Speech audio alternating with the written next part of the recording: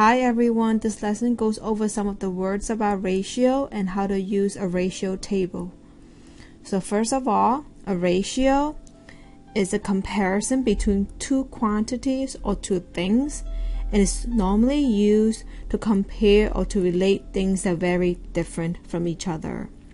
Okay, here are the following ways that you can write ratio. One is using a colon. This means 1 to 3, or for every one boy there are 3 girls. Or you can use fractional expression, which is 1 boy to 3 girls in this case, and decimal 25/100th of boys, while there should be 75/100th as girls. Or percentage, 25% are boys, then there will be 75% which are girls. Another word we need to go over is equivalent ratio. It's a ratio with the same value, even though they may look different. And equivalent ratios are proportional. This should remind you of equivalent fraction that you learned in the previous video.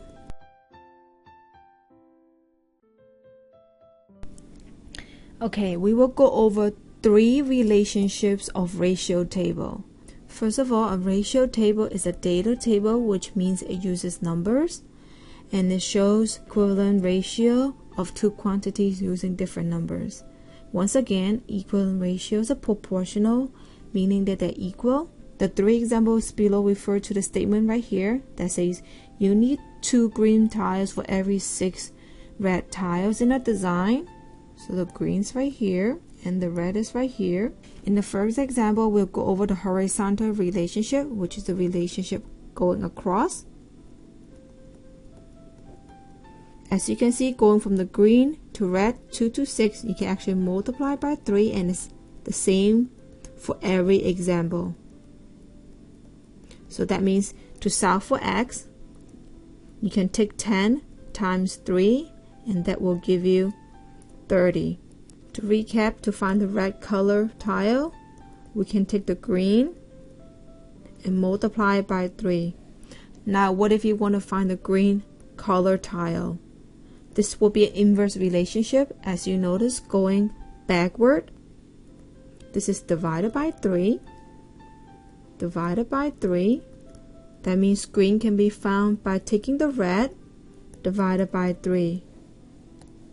And you should notice that multiplying and dividing are inverse relationship, meaning the opposite relationship. In the second one, we will be looking for the vertical relationship, which is the relationship going downward.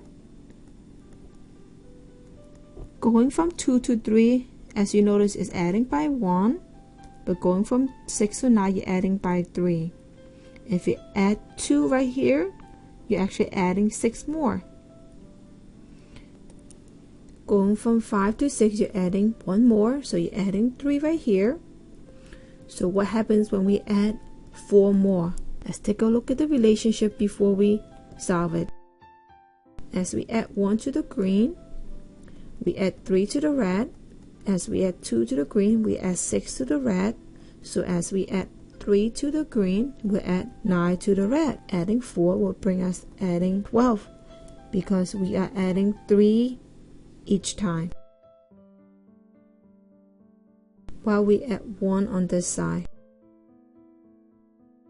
That means going from 18 to the x, I'll be adding 12. So 18 plus 12 will give me 30, which is what we found in the previous example as well. The third relationship we need to go over is the addition relationship. As you can see right here, the 2 and the 3 add up to the next number, the 5. So for the 6 and 9, let's check. It does indeed add to 15. How do we use the numbers within and get to 10? Let's highlight numbers that can add up to 10. The 2, the 5 add up to 5. Another 5 will add up to the 10. That means if I highlight the same numbers right here and add them together, I should get 30, which is the answer to the red color. 6 plus 9 plus 15 does indeed gives 30, which is the same as what we have solved earlier. Besides adding the numbers that's already there, we can also actually do doubling in this example. Notice how the 5, when you double, you get 10 for the green. That means I can take the 15 and double it, which gives me 30 as the red.